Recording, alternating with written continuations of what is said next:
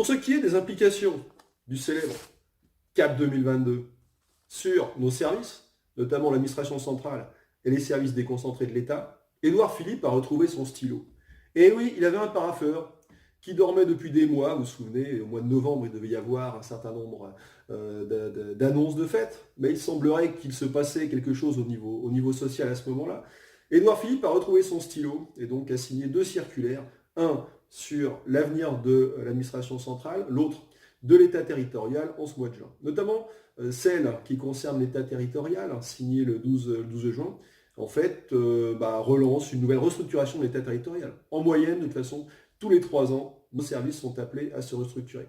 Avec malheureusement un certain nombre de leitmotifs déjà bien connus, préfectoraliser les services au maximum, couper les liens ministériels au maximum et casser les missions techniques. Malheureusement, le résultat de tout cela, si on compte l'ensemble des points compris dans cette circulaire, c'est bien le niveau départemental, nos directions départementales interministérielles, qui deviennent ministérielles en l'occurrence. C'est la monoministérialité interministérielle pilotée par le seul ministère de l'Intérieur.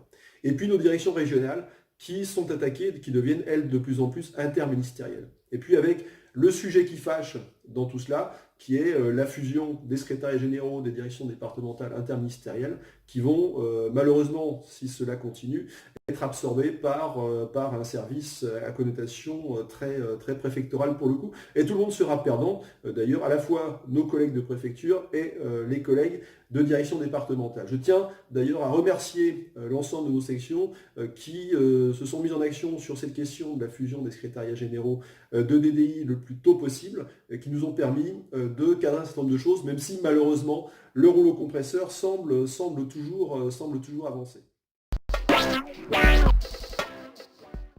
Merci de votre attention, bonnes vacances militantes, rechargez bien les batteries et sachez que l'énergie militante, elle est bonne pour la planète, parce qu'elle est renouvelable, avec vous. Alors avec la fête c'est faux, prenez soin de vous et soignez votre syndicatitude.